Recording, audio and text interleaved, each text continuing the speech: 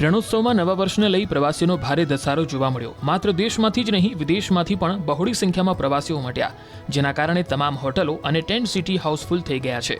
પહેલેથી જ રણોત્સવ પ્રવાસીઓ માટે ફેવરિટ રહ્યો છે। એવામાં તાજેતરમાં જ પ્રધાનમંત્રી નરેન્દ્ર મોદીએ મન કી બાતમાં દેશવાસીઓને કરેલી અપીલ બાદ પ્રવાસીઓમાં જોરદાર વધારો થયો છે। રણોત્સવમાં આવીને પ્રવાસીઓમાં અનેરો ઉત્સાહ જોવા મળ્યો। સફેદ રણની સુંદરતાની સાથે કચ્છની સમૃદ્ધ સંસ્કૃતિ, લોકસંગીત અને કલાનો પણ પ્રવાસીઓ આનંદ માણી રહ્યા છે। એવરી યર 31st બનાવવા બોમ્બેની બહાર જઈએ છીએ, ઘણીવાર બોમ્બે બી કરતા હોઈએ છીએ 31st પાર્ટી, પણ ફર્સ્ટ ટાઈમ અમે કચ્છ આવ્યા છીએ અને જે એક્સાઇટમેન્ટ છે અમારા બધાનો એ 100% છે, મોર દેન 100% છે।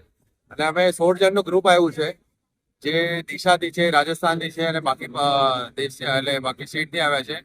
તો એ લોકોને બી કચ્છ રણોત્સવ જોવું હતું, કચ્છ જોવું હતું, તો અમે બધા સાથે સ્પેશિયલી 31st નાઇટનું જે સેલિબ્રેશન છે, જે એક્સાઇટમેન્ટ છે એ જોવા માટે રણોત્સવમાં સ્ટે લીધો છે અને અહીંયા જ એન્જોય કરવાના છે। આવું નજારો અમે ક્યારે જોયું નહોતું, એ રણોત્સવનું જોયું હતું ને રોડ ટુ હેવન જોયું હતું। અને જે ઘણી બધી વસ્તુ છે કચ્છમાં એ બહુ એક્સપ્લોર કરવા જેવી છે, એટલે જેણે કચ્છ નથી જોયું એણે સ્પેશિયલી અહીંયા આવીને આ બધી જગ્યા જે કચ્છની થોડી જાણીતી ઐતિહાસિક જગાઓ છે એ જોવું બહુ જરૂરી છે અને તમે 100% એન્જોય કરશો।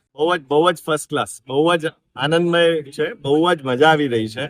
31st અમારી એકદમ સક્સેસ થઈ ગઈ 2025 ની।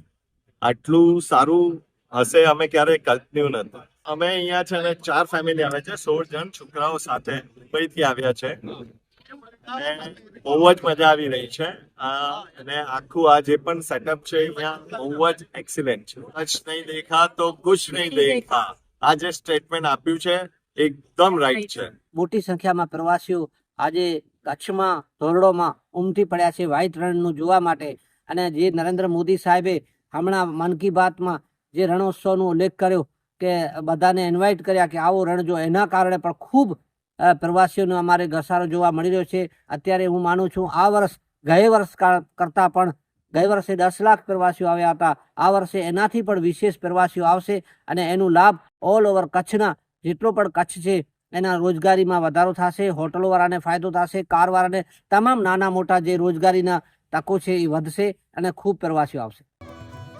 રણોત્સવમાં નવા વર્ષને લઈ પ્રવાસીઓનો ભારે ધસારો જોવા મળ્યો। માત્ર દેશમાંથી જ નહીં વિદેશમાંથી પણ બહોળી સંખ્યામાં પ્રવાસીઓ ઉમટ્યા, જેના કારણે તમામ હોટલો અને ટેન્ટ સિટી હાઉસફુલ થઈ ગયા છે।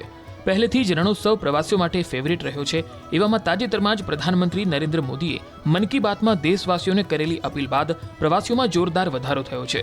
રણોત્સવમાં આવીને પ્રવાસીઓમાં અનેરો ઉત્સાહ જોવા મળ્યો। સફેદ રણની સુંદરતાની સાથે કચ્છની સમૃદ્ધ સંસ્કૃતિ, લોકસંગીત અને કલાનો પણ પ્રવાસીઓ આનંદ માણી રહ્યા છે। એવરી યર 31st બનાવવા બોમ્બેની બહાર જઈએ છીએ, ઘણીવાર બોમ્બે બી કરતા હોઈએ છીએ 31st પાર્ટી, પણ ફર્સ્ટ ટાઈમ અમે કચ્છ આવ્યા છીએ અને જે એક્સાઇટમેન્ટ છે અમારા બધાનો એ 100% છે, મોર દેન 100% છે। અને અમે 16 જણનું ગ્રુપ આવ્યું છે, જે દિશાથી છે, રાજસ્થાનથી છે અને બાકી દેશ એટલે બાકી સ્ટેટથી આવ્યા છે। તો એ લોકોને બી કચ્છ રણોત્સવ જોવું હતું, કચ્છ જોવું હતું, તો અમે બધા સાથે સ્પેશિયલી 31st નાઇટનું જે સેલિબ્રેશન છે, જે એક્સાઇટમેન્ટ છે એ જોવા માટે રણોત્સવમાં સ્ટે લીધો છે અને અહીંયા જ એન્જોય કરવાના છે। આવું નજારો અમે ક્યારે જોયું નહોતું, એ રણોત્સવનું જોયું હતું ને રોડ ટુ હેવન જોયું હતું। અને જે ઘણી બધી વસ્તુ છે કચ્છમાં એ બહુ એક્સપ્લોર કરવા જેવી છે, એટલે જેણે કચ્છ નથી જોયું એણે સ્પેશિયલી અહીંયા આવીને આ બધી જગ્યા જે કચ્છની થોડી જાણીતી ઐતિહાસિક જગાઓ છે એ જોવું બહુ જરૂરી છે અને તમે 100% એન્જોય કરશો। બહુ જ ફર્સ્ટ ક્લાસ, બહુ જ આનંદમય છે, બહુ જ મજા આવી રહી છે। 31st અમારી એકદમ સક્સેસ થઈ ગઈ 2025 ની।